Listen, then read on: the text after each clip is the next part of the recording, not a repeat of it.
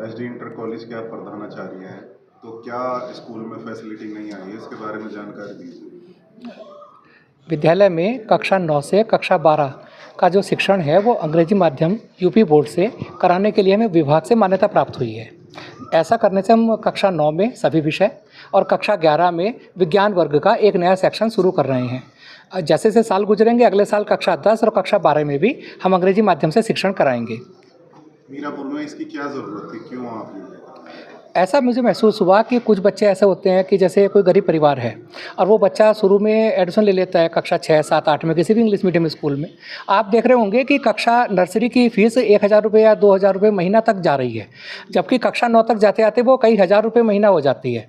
तो अगर किसी बच्चे के अंदर हीन भावना ना आए और वो बहुत कम शुल्क में, बहुत न्यूनतम शुल्क में अंग्रेजी माध्यम में भी शिक्षा ग्रहण कर सके, उसकी शिक्षा इंग्लिश मीडियम के बहाने से रुके ना, और ना ही ऐसा हो कि वो इंग्लिश मीडियम के बाद हिंदी मीडियम में आने को मजबूर हो।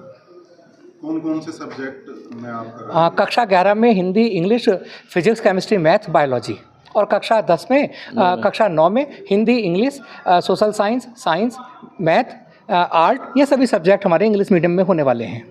अभी फिलहाल यूपी बोर्ड की परीक्षाएं हुई हैं, उसमें स्कूल का रिजल्ट, स्कूल का विद्यालय का रिजल्ट बहुत अच्छा रहा, और बल्कि कक्षा 12 में जो विज्ञान वर्ग का रिजल्ट आया है 144 बच्चे हमारे थे, उसमें मात्र 4 अनुत्तीर्ण हुए हैं और 140 बच्चे हमारे पास हुए हैं। कला वर्ग का रिजल्ट थोड़ा कम रहा हमारा, क्योंकि एक नागरिक शास्त्र विषय में ही हमारे 59 बच्चे जरूर अनुत्तीर्ण हुए, और हाई स्कूल का रिजल्ट भी लगभग 90% हमारा रिजल्ट है। गजट अभी आया नहीं है। बच्चों को बहुत ही और स्टाफ का बहुत बहुत आभार, और बहुत अच्छा रिजल्ट हमारा रहा है। जो नई पीढ़ी है उसे आप क्या संदेश देते हैं? चाहे माध्यम हिंदी हो या अंग्रेजी माध्यम हो, बात तो नॉलेज लेने से है। मीडियम की वजह से कभी भी कोई कंपटीशन क्लियर नहीं होता। कंपटीशन क्लियर होता है अपने अनुशासन रहने से, अनुशासित होने के साथ साथ पढ़ाई से और उसका मनन करने से। इंग्लिश मीडियम का एक तरीके से जो क्रेज एकदम से आया है, या उधर बच्चा थोड़ा सा सोचता है कि हिंदी मीडियम में पढ़ाई नहीं है या इंग्लिश मीडियम का बच्चा ज़्यादा आगे जाएगा, ऐसा होता नहीं है। नॉर्मल भाषा है, इंटरनेशनल पर हमें सर्वाइव करने के लिए भाषा सीखनी चाहिए, पर इतना ज़्यादा महत्व उसका नहीं। हमें सब्जेक्ट नॉलेज पर हमें फोकस करना चाहिए। मीडिया का या सोशल मीडिया का हमें दुरुपयोग कम से कम, जैसे से क्लास चल रही हैं ऑनलाइन क्लासेस के साथ साथ ऑफलाइन क्लासेस को ज़्यादा वरीयता हमेशा देनी चाहिए।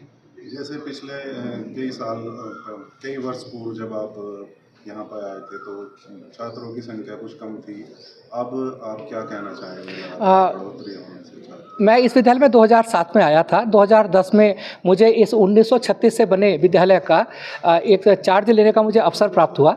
2010 में लगभग 650 बच्चे थे।